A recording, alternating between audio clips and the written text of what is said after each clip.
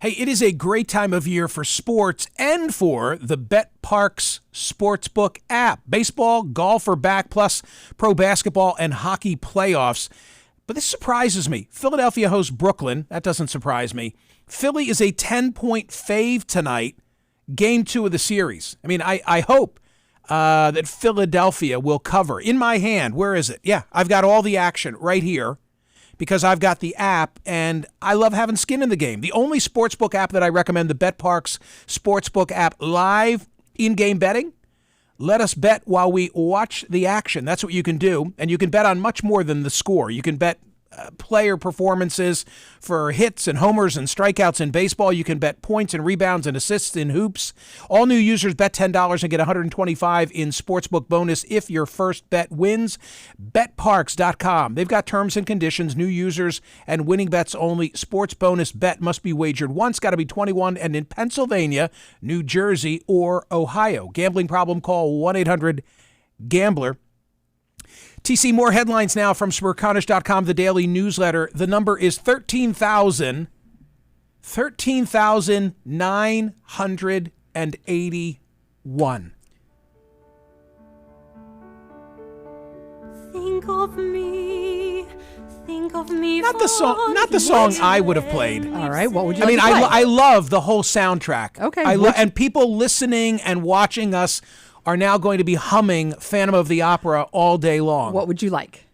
No more talk of darkness, I hear. Heightens each sensation. Music of the night. Come Music on. of the night. Yeah.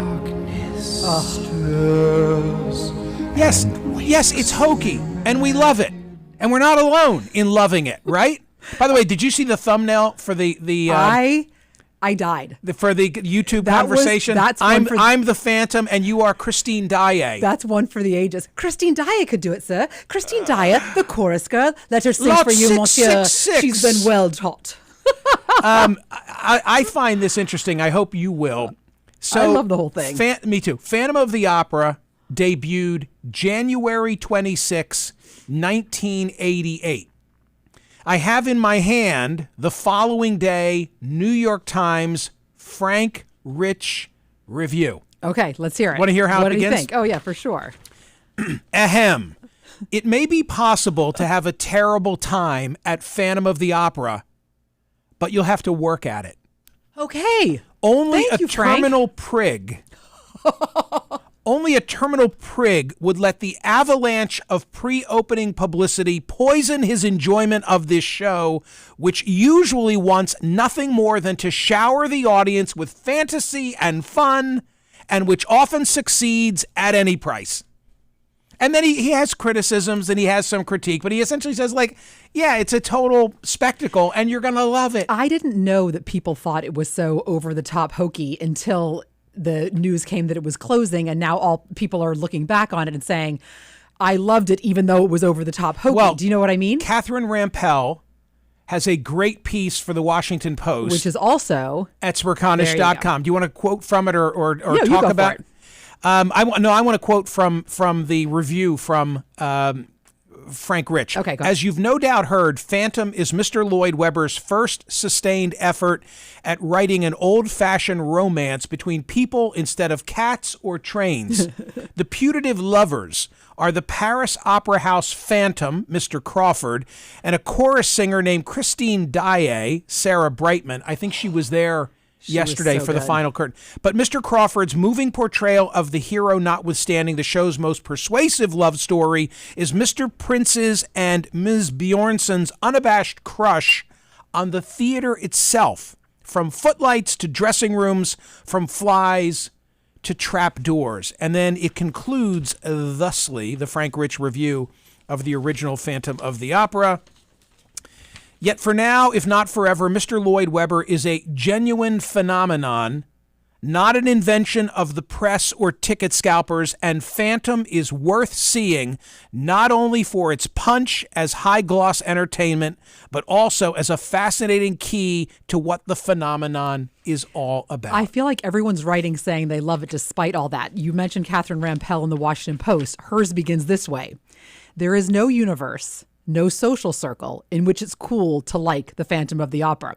It's not cool. True. It's not cool if you're a normal person that is not an obsessive theater nerd, but it's especially uncool if you are an obsessive theater nerd. She writes, it's a cheeseball of a show, worse, at least in the eyes of New Yorkers.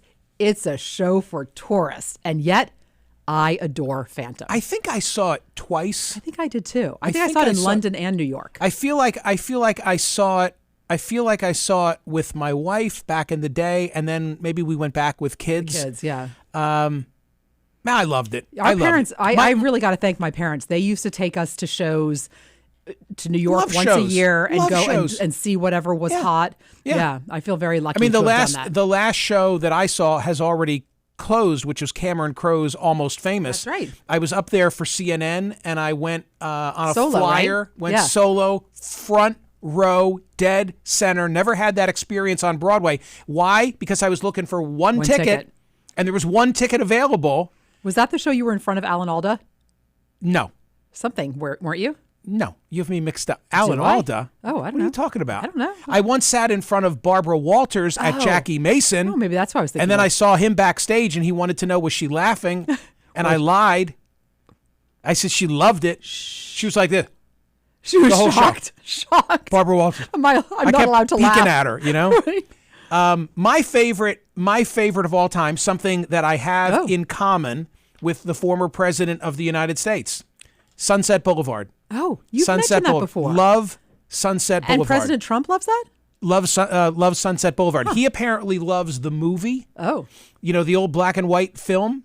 I loved Glenn, and I saw that, I think, 3 times. I loved Glenn Close on Broadway in Sunset Boulevard. I haven't seen a Broadway show in ages. The last one I saw was Hamilton right when it opened with the original cast, which was a long gift time. On a gift. It's been a long time. It's been a long time since you've done that. Yeah.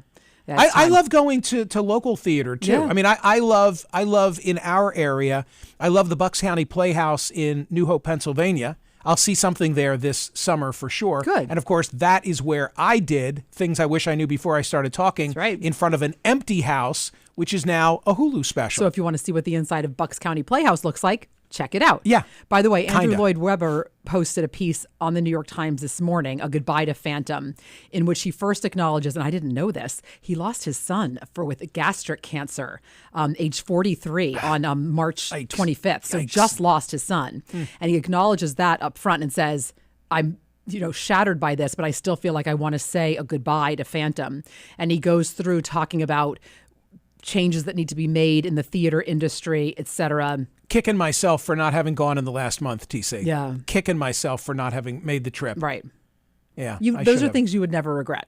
You always think No, I'd be complaining. I'd be complaining on the way out the door, know. and then I would love having been there. Friday poll results from Smerconish.com, 21,000 and change. Do you have any bias or prejudice either for or against Dominion or Fox, which would make it difficult for you to be a fair and impartial juror in this case? Lifted from the jury questionnaire in the Dominion lawsuit against Fox. We wanted to know from our audience how many could say, I could be fair in that case. 59.61% said yes, they do have a bias or prejudice that would make it difficult. Call it 60-40. Saturday, love it, 40,576. Not a record because of what we did the week before, but this required explanation. I was a little nervous as to whether this should be the poll question on a day when I was on CNN. I have to say, earlier when it posted before you explained on CNN, people were like, why are you talking about this? This is ridiculous. Completely complaining. Everything else going on in the world. I was like, well, everyone just relax and let him explain what the situation is. So there was a lot of blah, blah, blah, blah, blah. Why don't you just Logan Roy them? Oh, you don't watch Succession. Don't give away anything. Yeah. Well, he has a standard response. What's the standard response? Oh my God. It is a standard response that now wherever the actor who plays or played Logan Roy, everybody says, oh, please say it into my phone. What is it? Fuck off. Everybody wants him. Everybody wants him. Please say it. Please say it. Please say it. That's amazing. I should have something like that where people could say to me, say it into my phone. Why don't you just say exactly that? Feels like that's something that you would say. 40,576. I was surprised by the outcome. Should honking a horn be protected speech under the First Amendment? Honking a car horn. 67.48% said no, it shouldn't be. And that was the majority opinion from a 3-judge panel, the Ninth Circuit Court of Appeals. Why were you surprised by that? I thought people, because in this case, let me just remind everybody what happened. Woman goes to a protest. Shouldn't even matter what the protest was, right? But I'll tell you, it was a protest against Donald Trump and against Congressman Darrell Issa north of San Diego. So she's there as a protester. When she leaves, she honks her horn in solidarity with her fellow protesters, gets written up by local law enforcement because she has violated the California Motor Vehicle Code, which says you can only honk that horn on the highway and for a safety reason. The exception is if you're subject to a car theft. So now the cop didn't show up for the ticket, for the hearing. She nevertheless files a lawsuit and wants this declared unconstitutional because she says that it squelches her right to speak, that she's got a right. Like maybe you're driving down the highway and there are people like, support our troops. Just imagine this now. Support our troops. Boop, boop, boop, boop, boop, boop, boop, boop. No, you've now violated the Motor Vehicle Code. And she says, but I have a First Amendment right to speak through my horn. The court didn't agree with her. I may reverse this, but you get the point. It was an Obama-appointed judge who said to her, in the majority opinion, you don't have a First Amendment right. And it was a Clinton judge in the dissent who said, she's right. It ought to be protected speech. Anyway, our audience, roughly 70-30, no, you don't have a First Amendment. Why are you laughing? My favorite, because you just did the sound effect, which you also did on CNN to great effect. I did, didn't I? It cracked me up. You just love the boop in the horn thing, and you did it. Look, we're done with it now. We're done with this story now. I just want to say, I loved the story. I know. Yeah, I did. I guess I did do it, didn't I? Yes, you did. I loved that story. Hey, you weren't alone. You weren't alone. Apparently not. Okay. How about that Sunday poll? Oh my God! Right now, I gotta give credit. Good. I gotta give credit to Mark Halpern because he planted this seed. Because in my conversations with Mark on many a Wednesday, he has said, as of today, you would have to believe that the most likely outcome is that Joe Biden will be reelected president of the United States. That's not Mark making a prediction. It's him saying at this moment in time, Biden is likely to be his party's nominee. He's likely to run. And in a general election, he's likely to beat Donald Trump. Having said that, Mark has often said, but I wouldn't be surprised if neither of them is at the top of their party ticket. Neither, meaning no Trump and no Biden. Two other mystery people, as we've been discussing here today. Who might they be? I don't know. So that was the Sunday poll question. I can remember. So enter your poll question. I can remember being on the phone with you Saturday post CNN saying, are people going to understand this? Like, it didn't feel right, but we did it and it worked. Yep, and it totally worked. Agree or disagree, neither Biden nor Trump will be their party's 2024 nominee. Disagree, 64.5%. That was my vote. I voted in the majority on this one. I think one or both. You think at least one of them? I think it's going to be both of them. My personal opinion is that it's going to be both of them, but definitely one of them. Which one? I mean, I cannot say. As you well know, because you had to sit and watch me do it. I was on CNN early this morning today. Why, yes, you were. Talking about, DeSantis. Long hit, by the way. Yeah, it was, wasn't it? It was. But I was talking about, DeSantis. Yep. And the point that I made, and I've made it here on radio as well, but you got to believe DeSantis gave pause and said, hang on, I'm 44. I'm popular in my state. It's a very important state. I've been reelected by a huge margin in Florida. Florida seems, and maybe this is COVID related, but it seems as red as it's ever been, no longer purple. I'm 44. I have 30 more years by Biden standards by Biden standards. Okay. I have 30 more years of presidential cycles. Am I getting in the cage with him? This guy? Like, how does this end well for me? And the polls, even though I'm not in the race, are very consistent. 50-25, 50-25. How am I going to beat him? How? And he's going to bloody me up. Yep. It's going to be ugly. But The pudding. the whole thing? The pudding. The Right. pudding. The pudding. I can't get that out of my head. Okay. That's well, what does nasty. the pudding remind you of? That's gross. The pudding reminds you of the comb. The comb. The comb. The comb. A presidential candidate, member of the United States Senate, 2 cycles ago, who it was reported, there was a story written about how he or she or they treated their staff. And one of the revelations was that he or she or they had eaten food with a comb because they didn't have a fork. Okay. 1, Do you remember that? tremendous use of pronouns. Good job. 2, Well, I'm that's trying not to review- disgusting. Right. Do you remember who it was? No? Well, I like her, so I don't feel Or him or they. Which is more gross to eat? The comb. The comb. What was it? Their comb? I think it was their comb. Yeah. Not a problem that I ever have. I feel like they're. Did he wash his hands first? I have a lot When of. he ate the a lot of- pudding with 3 I have fingers? so many questions about this. And I got to say, That's Trump. so gross. Okay, Trump is a genius. Genius. He is a genius, Because you're I never, can't unsee that now. You're never getting out of your head No. that DeSantis, it's based on a Daily Beast story, by the way, ate pudding with 3 fingers. That's just so gross. Is this where we are? Is this where we are? This is where we're going. I loved yesterday's poll question. Loved it. Yeah. Neither Biden nor Trump will be their party's nominee. When all is said and done, 2/3 disagreed. The poll question today was going to be... Yeah, we had a good one. Was going to be, how will Dominion versus Fox end? Settlement, verdict for Dominion, verdict for Fox, or a hung jury.